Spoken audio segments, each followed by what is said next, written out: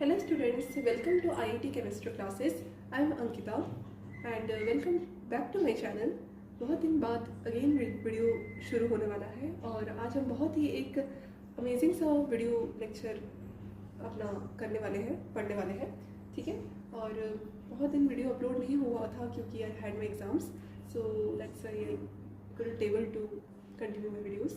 तो आज से हम फिर से वीडियो अपना देना स्टार्ट कर रहे हैं और आज का जो लेक्चर होगा वो भी बहुत ही ज़्यादा इम्पॉर्टेंट और बहुत ही ज़्यादा मज़ेदार होने वाला है। सो आइए शुरू करते हैं आज का हमारा topic isomerism. What is isomerism? देखिए, आइसोमेरिज्म में आपको एक चीज़ पता होना चाहिए कि आइसोमेरिज्म वर्ड का मतलब क्या होता है। देखिए, आइसोमेरिज्म वर्ड क्या होता है कि सेम आपका फॉर्मूला रहता है, ठीक है, same molecular formula but different structures, ठीक है। अब डिफरेंट स्ट्रक्चर्स मतलब स्ट्रक्चरल आइसोमेरिज्म होता है, ज्योमेट्रिकल आइसोमेरिज्म होता है ना। आई मीन स्ट्रक्चरल आइसोमेरिज्म में, ज्योमेट्रिकल आइसोमेरिज्म में हम कौन कौन सा स्ट्रक्चर डिफरेंट देखते हैं वो हम पढ़ेंगे, ठीक है। और स्टीरियोमेरिज्म होता है ना, SI, और आपका ऑप्टिकल आइसोमेरिज्म भी होता है। पर आज के वीडियो में आपको मैं ये बताऊंगी कि ज्योमेट्रिकल आइसोमेरिज्म क्या होता है। तो ज्योमेट्रिकल आइसोमेरिज्म का एक टाइप है और आइसोमेरिज्म मतलब same molecular formula but different structures. कैसा डिफरेंट स्ट्रक्चर होगा? ज्योमेट्रिकली डिफरेंट स्ट्रक्चर होगा, ठीक है। तो ये हमको पता होना चाहिए कि ज्योमेट्रिकल आइसोमेरिज्म पढ़ने के पहले हमको दो कोऑर्डिनेशन नंबर पता होना चाहिए, ठीक है। दो कोऑर्डिनेशन नंबर।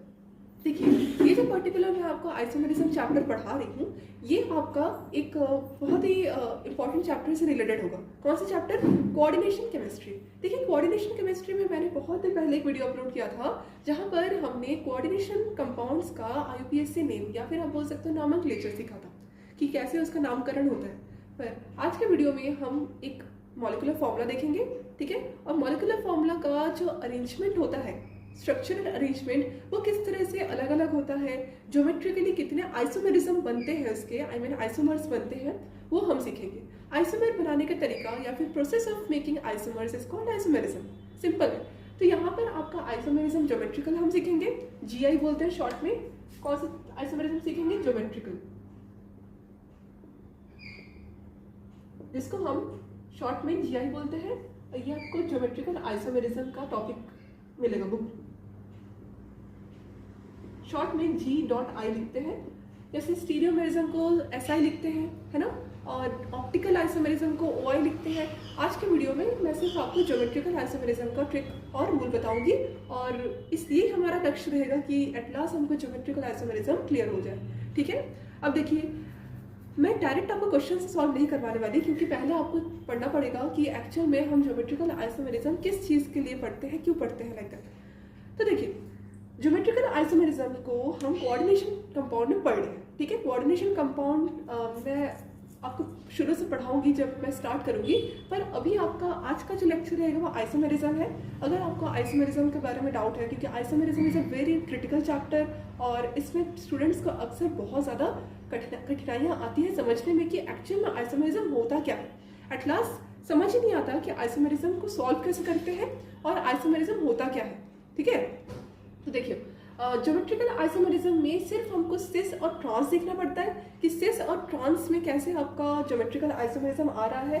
अब सिस और ट्रांस, इसका मतलब ये नहीं है कि सिर्फ दो ही ज्योमेट्रिकल आइसोमेरिज्म बनते हैं। सिस और ट्रांस का मतलब ये होता है कि हमारे पास जो 180 डिग्री और 90 डिग्री ऐसे एटम्स का अरेंजमेंट कितना आ रहा है। तो जितने आपके ऐसे अरेंजमेंट्स आते रहेंगे एटम्स के, वैसे ही आपके सिस ट्रांस भी आते रहेंगे। सिस ट्रांस एक पोजीशन है, एक ज्योमेट्रिकल आइसोमेरिज्म का लिखने का तरीका है। सिस ट्रांस उसका नाम है, ठीक है। मतलब आप जैसे नाम पढ़ते आ रहे होंगे कि ब्यूटीन, लाइक दैट। तो ये IUPAC से नेम ऑर्गेनिक कंपाउंड्स में आते हैं। इसी तरह ये कंपाउंड कौन सा कंपाउंड है? कोऑर्डिनेशन कंपाउंड में जहाँ कोऑर्डिनेट बॉन्ड बन रहे होते हैं वहाँ पर नाम में ट्रांस सिस ऐसे आते हैं नाम। क्यों? क्योंकि वहाँ पर हमको ये समझना पड़ता है कि जो आपका पर्टिकुलर एटम है, ठीक है, वो एटम आपका कौन से कितने एंगल पर सिचुएटेड है। तो ऐसा नहीं है कि ट्रांस सिस दो होता है तो दो ही एवरी टाइम ज्योमेट्रिकल आइसोमेरिज्म बनेंगे। ट्रांस होता है, सिस होता है, रिपीटेटिव ट्रांस सिस हो सकते हैं। मतलब कोई भी एक पर्टिकुलर कंपाउंड का कोई भी एक पर्टिकुलर कंपाउंड का बहुत सारा ज्योमेट्रिकल आइसोमेरिज्म बन सकता है, ठीक है। और अगर मैं आपको एक छोटा सा आइडिया दूं कि अगर हम कोऑर्डिनेशन नंबर 4 की बात करते हैं, कोऑर्डिनेशन नंबर, तो जैसे कि कोऑर्डिनेशन नंबर 4 की अगर मैं बात करूं, अगर मैं आपको आइडिया दूं तो इसमें आपका ज्योमेट्रिकल आइसोमेरिज्म कितना आ जाता है, मैक्सिमम 3 आ जाता है, ठीक है। तो इसी तरह आपका कुछ आइडिया था, रफ आइडिया था। अब हम एक एक करके सीखेंगे कि किस तरह से ज्योमेट्रिकल आइसोमेरिज्म को फाइंड किया जाता है, how to solve this particular geometrical isomer question, okay. इसमें क्या आता है, इसमें मैंने 3 बताया, जहां पर आपका कुछ ऐसा अरेंजमेंट रहता है ABCD। इसमें मैक्सिमम जो आपका ज्योमेट्रिकल आइसोमेरिज्म होता है वो कितना होता है, 3 होता है, GF। तो देखा आपने, सिस और ट्रांस, ऐसा नहीं है कि सिस और ट्रांस 2 होता है तो सिस और ट्रांस 2 ही होगा। सिस ट्रांस सिस ऐसे रिपीटेटिव हो सकते हैं, सिस ट्रांस ट्रांस ऐसे रिपीटेटिव हो सकते हैं। अब हम पढ़ेंगे कि किस तरह से आपका एटम्स का जो है अरेंजमेंट देखा जाता है, किस तहत हम सिस सिस ट्रांस ट्रांस ऐसे जो है अरेंजमेंट को नामकरण करते हैं, ठीक है। तो स्टार्ट करें हम ज्योमेट्रिकल आइसोमेरिज्म को शुरू से पढ़ना कि किस तरह से आपका कोऑर्डिनेशन नंबर 4 का ज्योमेट्रिकल आइसोमेरिज्म फाइंड किया जाता है, ठीक है। तो स्टार्ट करते हैं हम geometrical isomerism of coordination number 4 का क्वेश्चन सॉल्व करना। देखिए कोऑर्डिनेशन नंबर 4, इससे आपको क्या क्लियर हो रहा है, मैंने आपको कोऑर्डिनेशन नंबर पढ़ाया था सॉलिड स्टेट चैप्टर में, एज वेल एज हमने coordination number coordination compound chapter में भी पढ़ा है।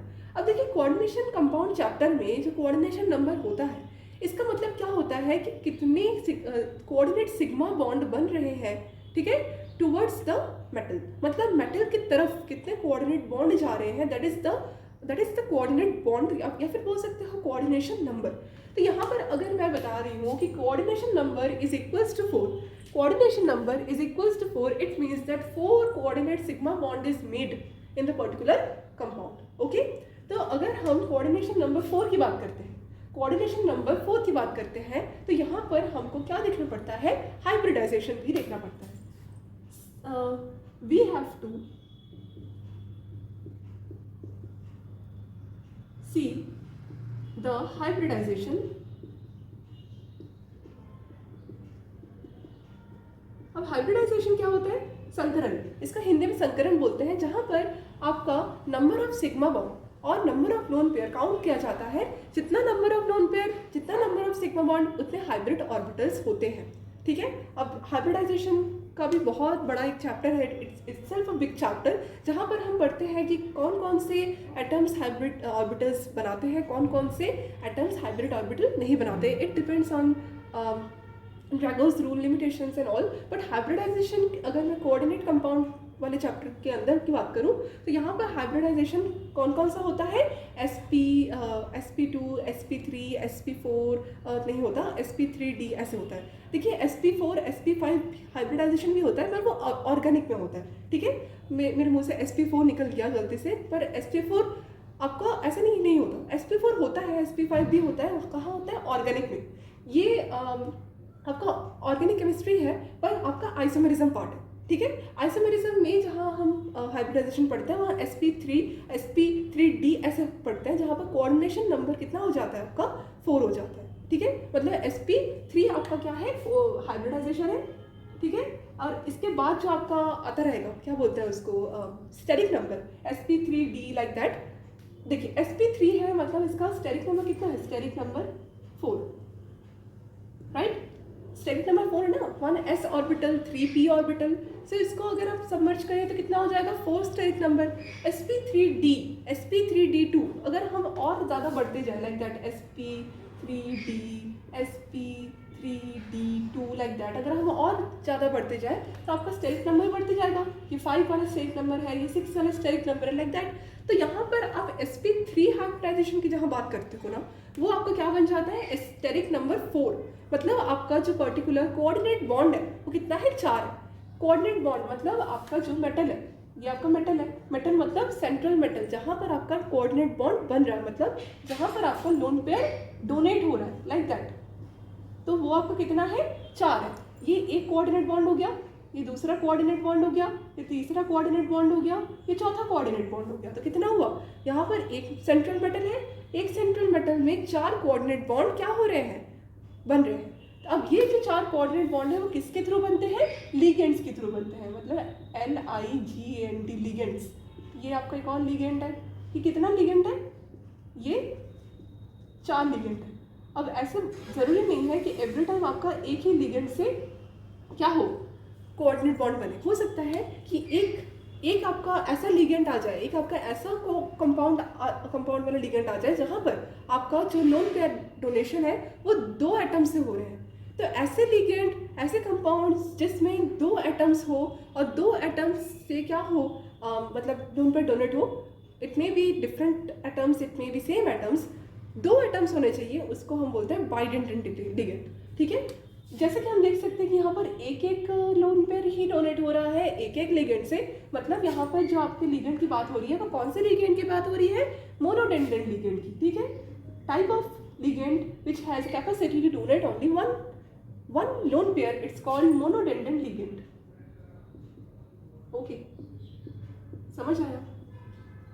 ठीक है, एक ही लोन पेयर दे सकता है, मतलब उसमें एक ही एटम है और वो एटम लोन पेयर दे रहा है। ठीक है, मोनोडेंडेंट लिगेंड मैं लिख देती हूँ। मोनोडेंडेंट लिगेंड का जो definition,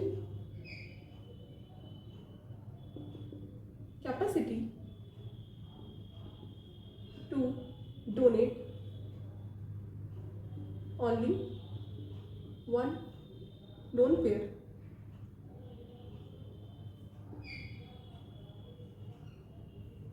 through its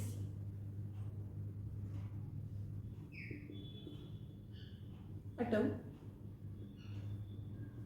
is called monodentate ligand। Mono मतलब सेम, आई मीन मोनो मतलब एक, है ना, एक। It may be same, it may be different, वो डिपेंड करता है कि वो एम्बिडेंडेंट है कि कैसे है। मतलब एम्बिडेंडेंट मतलब अलग अलग, एक ही आपका डोनर एटम होगा पर अलग अलग होगा, ऐसे हम और डिटेल में पढ़ेंगे। अभी आप इतना समझो कि मोनोडेंडेंट मतलब क्या होता है, एक, वन, सिंगल। ठीक है, और डेंडेंट मतलब डेंटिसिटी, उसका कितना लोन पेयर दे रहा है, एक ही लोन पेयर दे रहा है, इसीलिए monodentate ligand. Capacity to donate only one lone pair through its atom is called monodentate ligand. Ligand मतलब लोन पेयर डोनेट, जो लोन पेयर डोनेट करते हैं उसको लिगेंड बोलते हैं। ठीक है, यहाँ तक क्लियर हो गया? अब यहाँ पर हाइब्रिडाइजेशन की बात कर रही थी मैं, तो हाइब्रिडाइजेशन मतलब कितने नंबर ऑफ लोन पेयर और कितने नंबर ऑफ सिग्मा बॉन्ड बना रहा है एक particular atom, that is its their hybridization. कितना हाइब्रिड ऑर्बिटल वो पर्टिकुलर एटम बना रहा है। तो यहाँ पर अगर मैं सिर्फ मेटल की बात करूँ, ठीक है, हम मेटल की हाइब्रिडाइजेशन की बात करते हैं, मैं दूसरे एटम की बात नहीं करूँगी, सिर्फ मेटल का हाइब्रिडाइजेशन चेक करेंगे किसमें, कोऑर्डिनेशन कंपाउंड में। जैसे कि हमें पता है कि कोऑर्डिनेशन कंपाउंड एक ऐसे चैप्टर है जहाँ पर हम डी ब्लॉक एलिमेंट्स से क्या लेते हैं, मेटल्स लेते हैं। डी ब्लॉक एलिमेंट्स में क्या रहते हैं, मेटल्स रहते हैं। तो वहाँ पर हम जो मेटल्स लेंगे वो मेटल्स में आपका क्या होता है, वैकेंट डी ऑर्बिटल होते हैं। वैकेंट डी ऑर्बिटल होने की वजह से उसमें हम लोन पेयर डोनेट कर सकते हैं, और लोन पेयर डोनेट करने के लिए आपके पास खाली, बिल्कुल खाली एक डब्बा होना चाहिए, that is your vacant d orbital. Okay, और vacant d orbital is only possible in d orbital metals. और हम बोल सकते हैं कि ऐसे सीरीज जहाँ पर आपका 3 मतलब हम बोल सकते हैं कि इसके पीरियड 3 आ रहे हैं, तो वैकेंट डी ऑर्बिटल हो सकता है डी ब्लॉक में, जाहिर सी बात है, क्योंकि डी ब्लॉक आता ही है 3rd सीरीज के, पीरियोडिक टेबल 3rd सीरीज में आता है वैकेंट डी ऑर्बिटल। इसी में आपको क्या होता है, लिगेंड की तरफ से दिया गया लोन पेयर एंटर करता है। ठीक है, तो ये आपको किस में होता है, मेटल में होता है, और लिगेंड में क्या होता है, एक्स्ट्रा लोन पेयर रहता है। ठीक है, मतलब लोन पेयर रहता है, एक्स्ट्रा नहीं, मतलब लोन पेयर रहता है। It may B negative ligand, it may B neutral ligand, वो डिपेंड करता है कि लिगेंड में चार्ज है या वो चार्जलेस है। चार्जलेस होगा तो इट विल बी न्यूट्रल, अगर चार्ज वाला हुआ, नेगेटिवली चार्ज हुआ, तो वो क्या हो जाएगा, नेगेटिवली लिगेंड, और हम बोल सकते हैं कि वो अपना लोन पेयर डोनेट करने के बाद अपना चार्ज वैनिश कर देगा। राइट, अब देखिए पॉजिटिव लिगेंड भी होता है जहाँ पर आपका लोन पेयर रहता है, पर देखिए पॉजिटिव लिगेंड क्या होता है हमारे सिलेबस में अभी तो नहीं है, पर मैं बता देती हूँ कि पॉजिटिव लिगेंड में जहाँ लोन पेयर डोनेट, जहाँ से लोन पेयर आता है, मतलब जहाँ से लोन पेयर डोनेट होता है, वो आपका इतना ज़्यादा हम नहीं पढ़ते।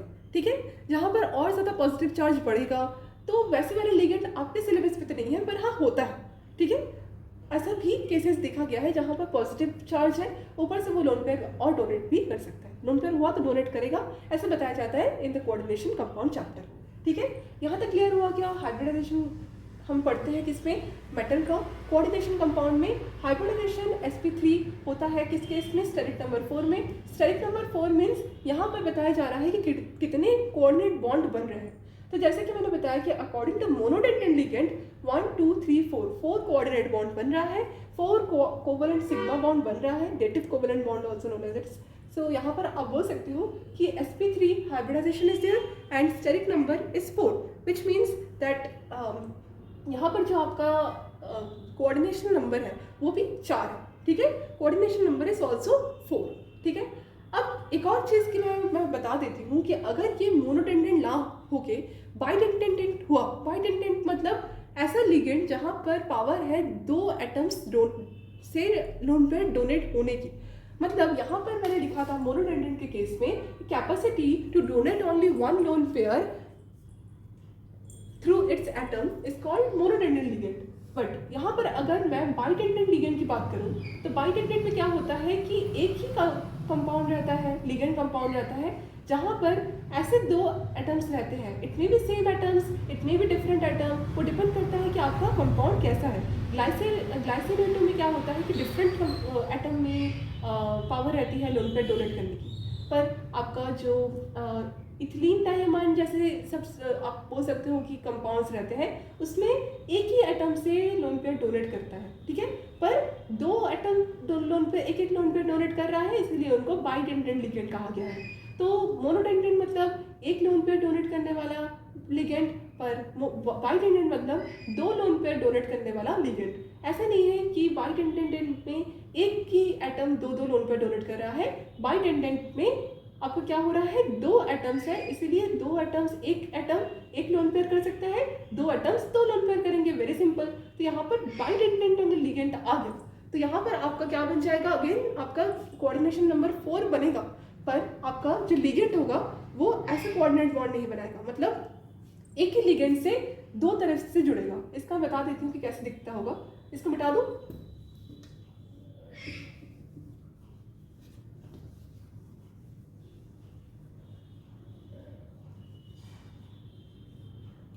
अगर मैं बाइडेंडेंट की बात करूँ, बाइडेंडेंट लिगेंड, वैसे नहीं बोल रही हूँ क्योंकि अभी हमको पढ़ना पड़ेगा आइसोमेरिज्म में बाइडेंडेंट लिगेंड। तो इसमें क्या होता है कि आपका मेटल रहता है, सेंट्रल मेटल तो रहेगा ही। अब मेटल में हमारे पास क्या है? बाइडेंडेंट लिगेंड है। बाइडेंडेंट लिगेंड मतलब लिगेंड, मान लेते हैं कि यहाँ पर जो लिगेंड था उसको हम ए नाम दे दिए, इसको हम अगेन आप बोल दो बी नाम दे दिए, इसको सी दे दिए, इसको डी दे दिए, ए बी सी डी दे दिया मैंने। ठीक है, अब समझ लो कि A B C D 4 different monodentate ligand है, पर यहाँ पर मैंने क्या बताया? बाइडेंडेंट लिगेंड है। तो मान लेते हैं कि ए बी सी 2 ऐसा है। ठीक है, ये आपका ए है, बी है, सी है, एक और सी है, मतलब ए बी आपका क्या है? डिफरेंट लिगेंड है, और सी सी सेम लिगेंड है, मान लो ऐसा। अब ये आपका बाइडेंडेंट है, बाइडेंडेंट मतलब ये एक पर्टिकुलर मॉलिक्यूल है। ठीक है, मतलब ये एक मान लो कि मॉलिक्यूल है। ठीक है, तब ये एक पर्टिकुलर मॉलिक्यूल है, मान लो कि इसको मैंने ग्लाइसिनेटो बता दिया। तो ग्लाइसिनेटो मतलब यहाँ पर आपका जो पर्टिकुलर ग्लाइसिनेटो में फॉर्मूला होता है वो कैसे होता है? लास्ट में जो एटम्स होते हैं वो डिफरेंट होते हैं, इसीलिए यहाँ पर आपका जो आपका डोनर एटम बनेगा वो एक ए से आएगा, एक बी से आएगा। मतलब मेटल में आपका कोऑर्डिनेशन बॉन्ड एक ही मॉलिक्यूल से आ रहा है, बट 2 डिफरेंट एटम से आ रहा है। तो it is one type of ligand, but the ligand is bidentate. एक ही लिगेंड है पर 2 एटम से वो डोनेट कर रहा है, 2 लोन पेयर, इसीलिए यहाँ पर इसको हमको ऐसे दिखाना पड़ता है। ये एक ही है, ये एक ही कंपाउंड है। ठीक है, एक ही लिगेंड कंपाउंड है, पर एक लिगेंड कंपाउंड में 2 एटम्स क्या कर सकते हैं? लोन पेयर दे सकते हैं, इसीलिए आपका क्या है? ये बाइडेंडेंट लिगेंड है। मान लेते हैं कि ये सी सी जो है, ये सी सी जो है ये आपका बाइडेंडेंट भी हो सकता है, या फिर हम इसको मोनोडेंडेंट लिगेंड की तरह भी ट्रीट कर सकते हैं। ये भी आपका फॉर्मूला होता है। तो आपका सी सी को आप ऐसे भी रख सकते हो, आप सी सी को भी ऐसे भी रख सकते हो, मतलब सी सी भी आपका क्या हो सकता है? बाइडेंडेंट लिगेंड हो सकता है। ठीक है, लाइक दैट।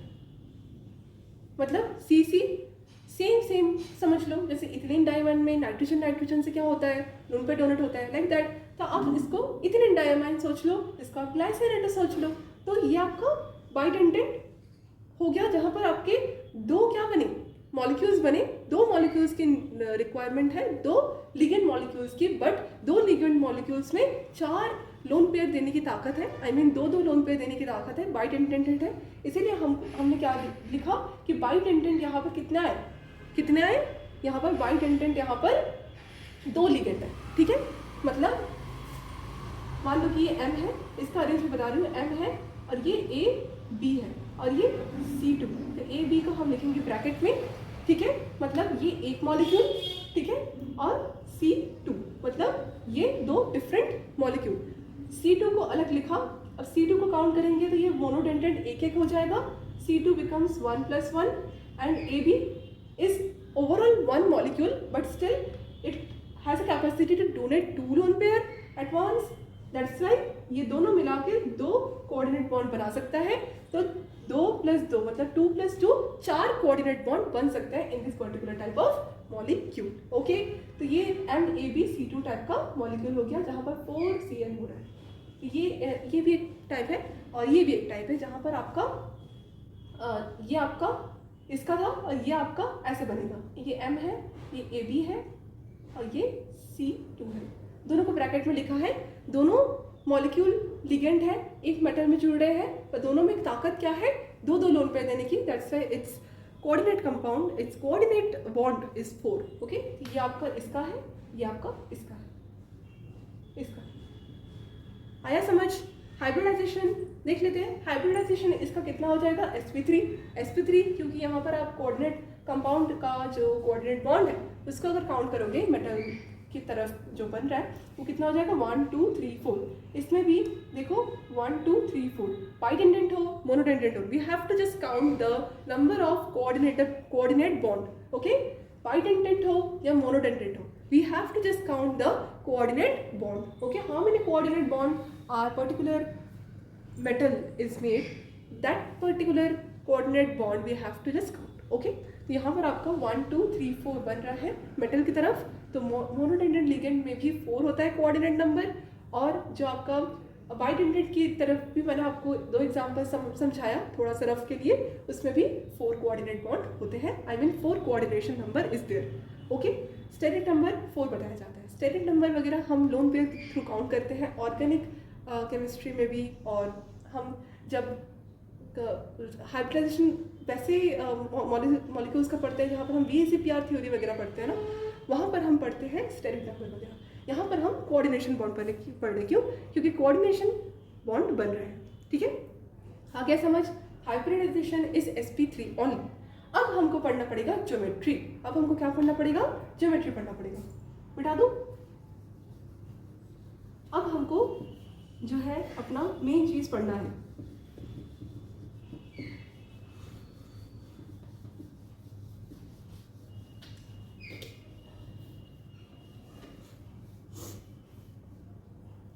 कोऑर्डिनेशन नंबर 4 मतलब हमारे पास हाइब्रिडाइजेशन कितना है, अभी कितना बताया मैंने, sp3 करेक्ट है, sp3 orbital is there, so hybridization will also be there. तो यहाँ पर sp3 हाइब्रिडाइजेशन है। अब sp3 हाइब्रिडाइजेशन होने के बाद हमारे पास इसमें ज्योमेट्री देखनी पड़ती है। तो आप अगर VACPR थ्योरी वाला चैप्टर पढ़ के आए हैं, वहाँ पर आपने हाइब्रिडाइजेशन का जो ज्योमेट्री पढ़ा होगा sp3 केस में, कितना पढ़ा है, कौन सा वाला ज्योमेट्री पढ़ा है, टेट्राहीड्रल, राइट, टेट्राहीड्रल। टेट्राहीड्रल कैसे दिखता है टेट्राहीड्रल, मान लो कि ये आपके पास CH4 है। CH4 is nothing but methane. ठीक है, मीथेन है, methane, ammonia, water, all having tetrahedral geometry. ठीक है, तो यहाँ पर आपका जो मीथेन है उसका जो स्ट्रक्चर होता है कैसे होता है, ये आपका कार्बन सेंट्रल एटम और हाइड्रोजन ऊपर, यहाँ पर एक हाइड्रोजन, यहाँ एक हाइड्रोजन, यहाँ एक हाइड्रोजन। ये जो आपका पर्टिकुलर अरेंजमेंट है ये टेट्राहेड्रल ज्योमेट्री है। ठीक है, जहाँ पर अगर मैं इसका एंगल बताऊँ तो ये कुछ ऐसे दिख रहा है क्या, ऐसे देखिए। ये आप ऐसे सोचो कि ये आपका क्या है, एक टेट्राहेड्रल ज्योमेट्री है, मतलब टेट्रागोनल शेप है। आप देखो ये आपका एक बन रहा है, एक और बन रहा है, एक और बन रहा है, एक और बन रहा है। तो ये एक जो एक पिरामिड जैसा स्ट्रक्चर दिख रहा है आपको, जो ऊपर आपका ऐसा बंद हो जाएगा, ठीक है, ट्रायंगुलर शेप, और ऊपर से पूरा 3 बंद होगा। मतलब जहाँ से भी आप देखो ना, ये कैसे दिखेगा आपको पता है, एक ट्रायंगल की तरह, पर थ्री डायमेंशनल पोजीशन में इट्स अ टेट्रागोनल शेप, और हम बोल सकते हैं टेट्राहेड्रल ज्योमेट्री कंटेन करते हैं, ठीक है। तो ये तो आपका मीथेन का हो गया, ठीक है। मीथेन में आपका ऐसा स्ट्रक्चर होता है।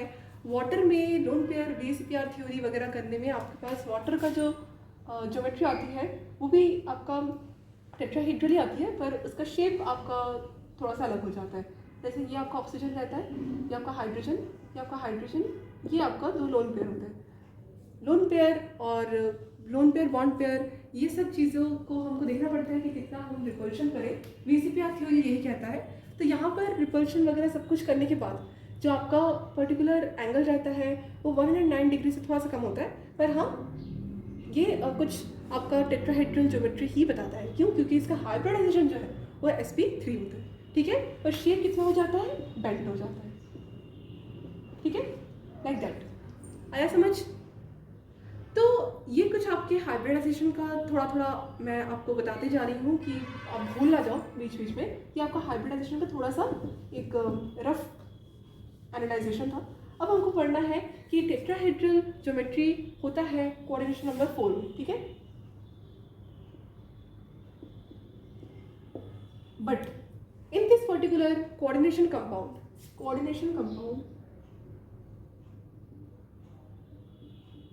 चैप्टर,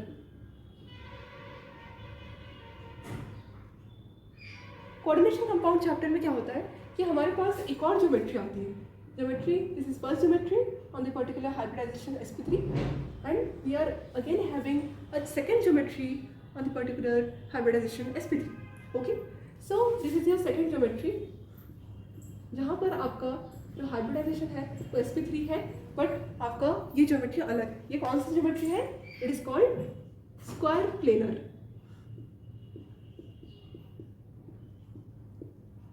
इसको स्क्वायर प्लेनर बोलते हैं। जहाँ पर आपका ज्योमेट्री स्क्वायर प्लेनर होता है ना, उसमें जो आपका स्ट्रक्चर रहता है वो ऐसे नहीं रहता, ऐसे नहीं रहता, ठीक है। ये तो आपका टेट्राहेड्रल ज्योमेट्री हो गया। अब ये टेट्राहेड्रल ज्योमेट्री में क्या होता है? एवरी टाइम एंगल रहता है same, which is 109.7 right degree. जहाँ पर हम ये वाला एंगल की बात करें तो 109.7 होता है, ये वाला एंगल की बात करें तो ये भी 109 होता है। कहीं से भी आप देखो 109 डिग्री ही होता है। पर हमको ज्योमेट्रिकल आइसोमेरिज्म में ऐसा एक ज्योमेट्री चाहिए जहाँ पर हम अपना नामकरण कर पाए, सिस ट्रांस देख पाए। 90 डिग्री 180 डिग्री वाला एक और हमारे पास स्ट्रक्चर होता है ज्योमेट्रिकल, जो हमको सिस ट्रांस वाला ज्योमेट्रिकल आइसोमेरिज्म बता पाता है, ठीक है। मतलब आइसोमर हम बना सकते हैं, क्योंकि आइसोमेरिज्म में बताया गया है कि same molecular formula but different geometry, right, या फिर हम बोल सकते हैं डिफरेंट स्ट्रक्चर। तो यहाँ पर ये टेट्राहेड्रल ज्योमेट्री हो गया। अब मान लो कि मुझे करना है स्क्वायर प्लेनर। तो स्क्वायर प्लेनर में क्या होता है? मेटल रहता है। अब मेटल में आपका क्या रहता है पता है? ये एक आपका एंगल रहता है, ये एक एंगल रहता है। मतलब आपका कुछ इस तरह से ज्योमेट्री बनता है जहाँ पर आपका 2 एंगल्स बनते हैं। एक आपको ये एंगल दिख रहा होगा, ये वाला एंगल, ये वाला, ये पता है कौन सा एंगल है? It is called linear geometry. मतलब ज्योमेट्री स्क्वायर प्लेनर के अंदर एक लीनियर ज्योमेट्री भी मिलती है, जो आप sp हाइब्रिडाइजेशन पढ़े होंगे, जहाँ पर आप लीनियर बनाते हो structure like that, like that. ये आपका कौन सा एंगल है? 180 डिग्री, है ना। तो ये जो पर्टिकुलर आप लाइन देख रहे हो सीधा वाला, it is called linear angle, और in mathematically it is called 180 degree angle. Okay, 180 degree बना होता है। अब यहाँ पर आपको स्क्वायर प्लेनर में ही एक और एंगल दिख रहा होगा। ये तो आपको 180 डिग्री मिल गया। एक और एंगल दिख रहा होगा विच इज लाइक दैट। ये वाला जो एंगल है, ये और ये, या फिर ये और ये, या फिर ये और ये, देखिए ये और ये एक एंगल, ये और एक एंगल, और एंगल आ सकता है क्या? हाँ, आप देखो यहाँ पर ये और ये भी एक एंगल है, ये और ये भी एक एंगल है, ठीक है, ये और ये एक और एंगल हो गया। तो यहाँ पर आपका जो पर्टिकुलर ये वाला जो एंगल वाला पोजीशन बन रहा है सीधा नहीं होना चाहिए, ये कितना आ जा रहा है 90 डिग्री।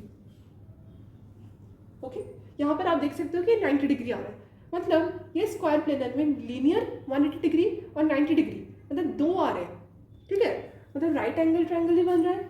ये देखो आप एक राइट एंगल ट्रायंगल मैं ठीक से बना नहीं पा रही हूँ, ये कुछ ऐसा दिख रहा होगा 90 डिग्री लाइक दैट, और ये एक एंगल दिख रहा होगा it is called 180 degree like that. Okay, this is linear and this is right angle triangle.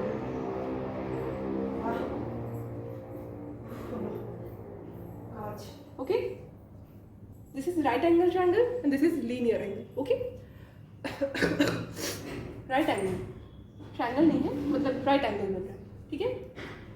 अब देखो यहाँ पर आपने 180 डिग्री और 90 डिग्री दो एंगल्स देखे, करेक्ट है, दो एंगल्स देखे, मतलब यहाँ पर आप अगर स्क्वायर प्लेनर ज्योमेट्री की बात करो तो यहाँ पर ज्योमेट्रिकल आइसोमेरिज्म बन सकता है। अगर हम square planar hybridization sp3 square planar structure की बात करें तो यहाँ पर आप आइसोमर बना सकते हो। अगर मैं टेट्राहेड्रल ज्योमेट्री लेती तो यहाँ पर आइसोमर पॉसिबल नहीं होता on the particular coordination compound chapter. क्यों? क्योंकि टेट्राहेड्रल में मैं सिस ट्रांस कर ही नहीं सकती, कहीं पर भी मैं एटम्स को रख दूँ अरेंज करूँ तो आपका क्या बन जाता, सेम अरेंजमेंट बन जाता, सेम एंगल कंटेन करता, इसीलिए आपका टेट्राहेड्रल ज्योमेट्री कंसिडर नहीं किया जाता on the particular coordination compound chapter, इसीलिए हम स्क्वायर प्लेनर को ही कंसिडर करते हैं। अब स्क्वायर प्लेनर में सिस और ट्रांस देखना पड़ता है और इसी के साथ हम अपना स्क्वायर प्लेनर ज्योमेट्री से ही अपना कोऑर्डिनेशन कंपाउंड का सिस ट्रांस और ज्योमेट्रिकल आइसोमेरिज्म, ऑप्टिकल आइसोमेरिज्म, स्टीरियोमेरिज्म ये सब सॉल्व करते हैं। आई होप यहाँ तक आपको क्लियर हुआ होगा। अब स्टार्ट करते हैं क्वेश्चन कैसे सॉल्व किया जाता है। ओके, यहाँ तक क्लियर हो गया, ठीक है।